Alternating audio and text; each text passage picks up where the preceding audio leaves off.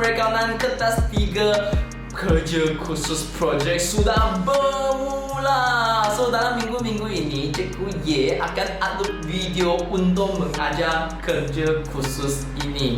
Tapi before start video ini, saya nak bagi tahu murid-murid yang tengok video saya untuk buat kerja khusus, jangan saling jawapan saya saja. Kerana saya punya jawapan dalam video ialah untuk rujuk saja. Kerana you punya cikgu sekolah memang ada dia punya skema sendiri. You yang listen to your cikgu sekolah dulu, kalau ada tak faham baru rujuk saya punya jawapan. Tapi kalau pun saya punya jawapan dengan you punya cikgu sekolah jawapan ada tak sama punya tempat, you pun boleh komen bawah video ini, kasih saya tahu ataupun kasih orang murid yang lain tengok video saya, boleh nampak you punya komen lah. Tapi pun ada murid yang kesian pun kerana cikgu dia tak ada mengajar dia kerja khusus. So tengok video saya lah, saling saja lah. Nice.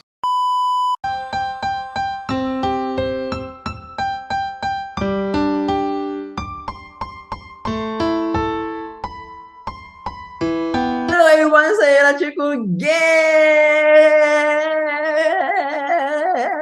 So sekarang kita sudah sampai last part dalam tahun 2023 projek ini. Sama juga baru tengok video saya punya brother student, sila belum tengok part yang dulu, sila tekan link kat kanan sini, tengok balik video saya yang dulu punya part lah. Okay, so hari ini kita akan sampai yang banyak student, actually untuk student Malay ataupun student Malay lah, bahasa Melayu bagus kan. Saya pun sangat malu di sini aja bahasa Melayu.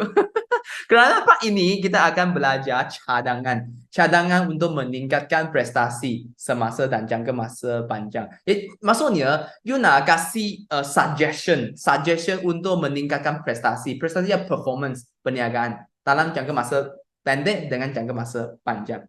Okay, so dalam video ini saya akan kasih jawapan salin lah. Okay, actually student boleh salin, tapi cuma pilih saja bila mana-mana point you suka. Saya akan explain sedikit lah untuk cadangan, tapi yang lain you boleh tengok sendiri, actually boleh faham punya. Okay, so dalam masa pendek untuk meningkatkan prestasi perniagaan, kita ada point apa? So saya akan pilih yang mana-mana point saya boleh explain lah. Okay, actually ini point semua orang boleh tengok sendiri. Okay, tapi saya pun nak explain sikit-sikit lah. So untuk dalam jangka masa pendek, okay, kita boleh meningkatkan kecekapan pengurusan inventory. Maksudnya kalau untuk siapa punya dalam nisbah dia punya kadar pusing ganti inventory tak baik, boleh ikut ini. Apabila bilangan inventory pakaian terlalu banyak, you beli banyak pakaian, tapi you tak boleh jual. Maksudnya you punya stok masih tinggal banyak. So kami boleh mengurangkan pembelian dan sebaliknya. Okay, you boleh kurangkan pembelian. Tapi untuk yang inventory pakaian yang berkurang, okay, you boleh cuma membuat pembelian yang lebih kerap. Untuk meningkatkan kecekapan pengurusan. Okay, so you boleh tengok you punya perniagaan, you punya kata pusing ganti inventory baik tak? Kalau tak baik, you cuma meningkatkan. So untuk B, meningkatkan tahap jualan. Yang ini pun juga logik. Macam mana meningkatkan kita punya tahap jualan? Kami boleh mengadakan promosi kan? You jual pakaian, sometimes you akan beri itu promosi, kasih you punya pelanggan. So ataupun kasih discount kepada pelanggan, tetap yang mempunyai rekod bayaran yang baik. Kerana kita dalam projek ini kita ada tambahan kas dalam bulan Ogos. Okay, so dalam bulan Ogos kita ada satu pentambahan. Kalau dia ada bayar bayar itu duit dalam tarikh yang sudah set ataupun tak ada lewat bayar kan. So you kasih promosi, kasih discount dia macam ini. So ini macam akan tarik banyak pelanggan untuk beli barang dengan kita. Okay, dan ataupun you boleh mencepatkan tempoh bayaran kepada akaun belum bayar. Ini untuk saya punya perniagaan, saya punya ABB, saya punya nisbah tadi last part part 9 sana nisbah, saya punya tempoh bayaran hutang actually sangat teruk. So saya sini boleh membuat bayaran kepada pembekal dalam tempoh yang ditentukan. Kami akan diberi discount yang banyak daripada mereka. Okay, So, yang ini boleh saling. Ataupun you cuma mengubah strategi jualan. Macam mana mengubah strategi jualan? You boleh boleh mempelbagaikan package pakaian. Maksudnya you boleh buy one free one, buy two free one macam ini. Untuk memenuhi kehendak pelanggan yang berbeza. Yes, pelanggan yang berbeza. Sometimes orang yang tengok promotion macam ini dia akan ditarik ataupun menarik daripada perniagaan you. Okay. So, yang lain yang saya cakap yang paling ada logik punya. Kita sekarang boleh menjual pakaian dalam talian. Yang ini macam boleh tarik banyak pelanggan. So, untuk dalam talian seperti kita buat dalam Shopee ke Lazada ke, semua orang tahu kan dalam Malaysia atau Taobao, Alibaba, Zalora yang mana-mana platform you famous you boleh do this. Okay, dan lain-lain supaya pelanggan ke seluruh negara boleh membeli pakaian kami dalam talian. Yes, boleh jual kepada ke seluruh perniagaan, ke seluruh negara. Okay. Actually, bahasa Melayu not my what. Sudah apa? So kita teruskan. Yang paling penting you guys boleh faham. So kita boleh sambung hash. Hash ini yang ini saya ikut yang sekarang punya generation. Banyak butik pakaian, okay, shopping mall buat punya menawarkan diskaun untuk ahli. Okay, macam mana? Dengan cara ini, kami boleh membenarkan pelanggan yang menyukai kedai kami untuk memohon keahlian dan mendapat lebih banyak diskaun melalui kad keahlian. Yes, banyak orang dia ada member card. Kalau you suka dia punya barang, you boleh jadi dia punya member. Kalau you jadi dia punya, you akan dapat promotion lagi banyak kan. Nampak tahu dalam shopping mall banyak cara macam ini punya buat bisnes kan. Contohnya bulan hari jadi boleh dapat diskaun. Ya, banyak kedai pakaian dia buat macam ini. So actually you boleh buat macam inilah. Okay, kasih you punya fans, you punya pelanggan, okay, memohon keahlian. So ini ialah kita punya prestasi semasa. Okay, you boleh pilih yang mana-mana 3 ataupun 4, atau cikgu kasih tahu berapa point you nak tulis, you boleh ikut sini and then tulis satu macam essay. You hanya tambah selain itu di samping itu untuk gabungkan semua ayat sahaja. Okay, so yang cadangan untuk jangka panjang. Okay, untuk jangka panjang saya pun bincangkan sedikit lah. Okay, walaupun saya punya bahasa Melayu tak bagus. Okay, tuh kita boleh tengok mengurangkan belanja operasi. Yes, mengurangkan belanja. Kerana kalau kita punya belanja terlalu banyak, kita mesti mengurangkan.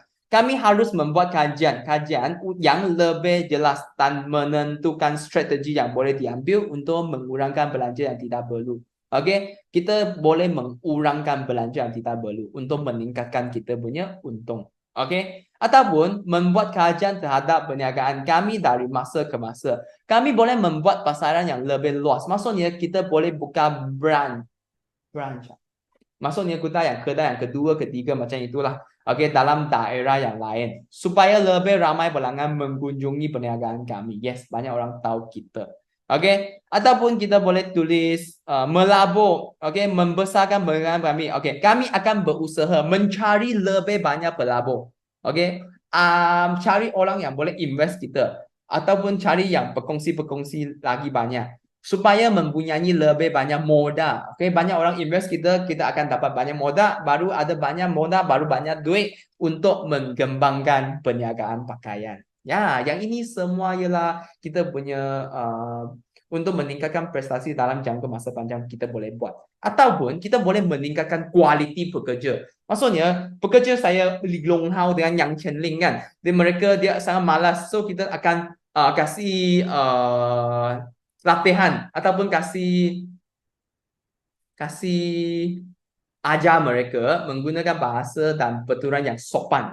Macam mana cakap, excuse me miss, okay, apa you nak? Okay, saya tak tahu lah. Okay, tapi you boleh ajar mereka. Okay, you boleh latihan mereka, melatih mereka bercakap dengan sopan, layanan yang baik dan perhatian terhadap permintaan pelanggan dapat memberi kepada pelanggan dan menarik pelanggan yang lebih banyak. Okay, semua ini actually boleh salin. Saya stop sini, you boleh screenshot ataupun you boleh post sini, you salin saja. And then you boleh post sini, you salin saja. After you buat siap semua cadangan, you boleh masuk yang last part, rumusan. Rumusan ini juga boleh salin, tapi saya expand sedikit. Rumusan actually ya conclusion. Okay, nak buat apa? Nak buat prinsip andaian perakaunan. Ini semua ada dalam tingkatan 4 bab 1 sudah belajar. Okay, so sini ada entity berasingan. You masih ingat kan kalau you ada belajar dalam tingkatan 4 bab 1? Masih ingat? Entity berasingan ialah yang perkara tentang ambilan ataupun modal tambahan. Kita akan rekod ambilan dengan modal tambahan. Walaupun perniagaan yang dibuka oleh pemilik-pemilik, pekongsi-pekongsi, tapi berkongsi buat ambilan mesti juga nak rekod juga. So dalam projek ini kita ada satu ambilan daripada pekongsi B kan. So sini ada saya tulis, apabila pekongsi Y membuat ambilan tunai untuk kegunaan sendiri, perniagaan merekodkan sebagai ambilan dalam akaun semasa Y. Ya, kita mesti mau rekod ambilan. Okay. Yang terusnya, usaha berterusan, maksudnya kita buat bisnes ini, kita akan buat dalam jangka masa panjang. Bukan buat hari ini, besok nak tutup, sudah bankrupt, bye-bye. Okay, so kami mengandaikan perniagaan kami akan terus beroperasi bagi suatu jangka masa yang tidak terbatas. Okay, sebagai wang sebagai ukuran, maksudnya kita guna ringgit Malaysia, RM di projek ini. Ini ialah wang sebagai ukuran lah. Lagi, tempoh perakaunan ialah kita punya masa. Semua orang sama. Dalam projek ini, semua orang masa ialah 1 Julai hingga 30 Jun setiap tahun. Ataupun ketekalan. Ketekalan maksudnya ialah kita punya susun nilai, kita guna apa kaedah ataupun apa cara untuk mengira susun nilai. Yang projek ini kita semua orang guna garis lurus. So, dia punya lengkapan akan menggunakan garis lurus dalam masa akan datang. Pada masa akan datang. Okay? Tak boleh tukar. Ketekalan maksudnya susun nilai. Cara susun nilai itu, kalau you guna ini, so yang masa depan you juga nak guna cara ini. You tak boleh tukar suka hati. Okay? Yang keenam, prinsip cost. Ialah you record you punya lengkapan. Walaupun lengkapan dia susun, you record yang masih record dia punya cost. Yang semua punya orang cost dia 63. So dalam PKK yang tarikh berakhir, walaupun lengkapan telah disusun, you juga rekod sebagai 63,000. Semua orang boleh salin. And then pengiktirafan hasil dan belanja maksudnya ialah kita ada banyak prabayar kan, banyak belum bayar kan punya barang. Tapi kita juga ada rekod. Yang contoh ni, walaupun perniagaan belum dijelas faedah atas pinjaman Y pada bulan Julai, tapi faedah atas pinjaman Y tetap direkod dalam akaun faedah atas pinjaman Y kan. Saya punya Y lah, you ikut you punya. So yang sini juga you boleh pilih yang mana-mana tiga barang. Ataupun pilih yang berapa yang cikgu sekolah suruh you guna punya. Okay. So, after this, yang last part, rumusan sini juga nak record ataupun juga nak tulis esei menerapkan elemen berdas kurikulum EMK. Yang ini ialah dalam projek ini, you belajar apa?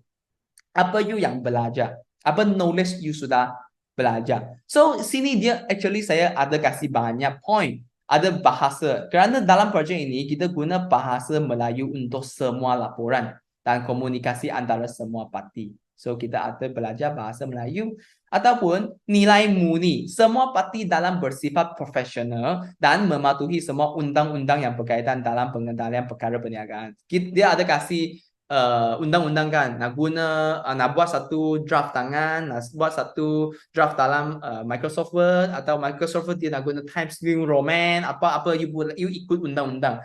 You belajar ini. Lagi, 3, sains dan teknologi. Penggunaan teknologi seperti mesin pakaian. You tahu mesin pakaian sekarang. Okay, generation sekarang. Macam mana buat mesin pakaian. Dan sikap saintifik seperti ketepatan telah digunakan dalam perniagaan pakaian. Macam mana kita buat bisnes dalam pakaian, kedai pakaian. Semua ini you sudah belajar. You boleh salin. Ataupun kreativiti dan inovasi. Kreativiti dan inovasi telah diaplikasikan dalam menjana idea untuk meningkatkan prestasi perniagaan. Lagi, keusahawanan ialah you boss you sendiri. You ada belajar ciri keusahawan seperti amanah macam saya dan bertanggungjawab telah diterapkan dalam mengendalikan perniagaan kami untuk memacu idea ke pasaran. Ataupun teknologi maklumat dan komunikasi TMK seperti penggunaan komputer. You tahu macam mana guna komputer untuk merekod perakaunan bagi bulan Julai 2023. Ataupun yang last sekali, pendidikan keuangan. Elemen pendidikan keuangan telah diterapkan dalam mengendalikan perniagaan kami. Seperti membuat keputusan keuangan yang bijak dan mengamalkan pengurusan keuangan yang beretika. Yeah! So, part ini actually semua boleh salin. So, you boleh ikut saya punya point ataupun tukar sikit. So, kalau you juga sudah tengok video saya part 1 sampai sekarang, sila komen video saya dengan siap. Thank you, Cikgu Ye. Kalau you ada komen ini, kasih tahu saya akan sangat gembira, akan sama happy. So, bagi tahu saya, murid-murid yang ada tengok video saya, kasih support saya. Okay, so macam ini saya baru tahu pun ada murid suka tengok video saya dalam language bahasa Melayu lah.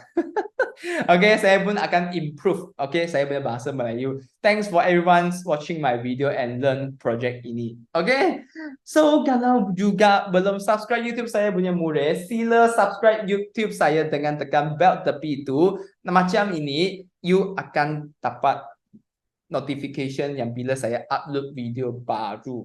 Kerana sekarang Cikgu Ye akan cuba buat prinsip perakaunan punya bab 1 sampai tingkatan 4, tingkatan 5 semua bab dalam bahasa Melayu campur bahasa Inggeris. Okay, bagi murid-murid yang suka saya lah. Thanks for you guys supporting me. Okay, so and remember like video ini, share video ini kepada kawan-kawan you.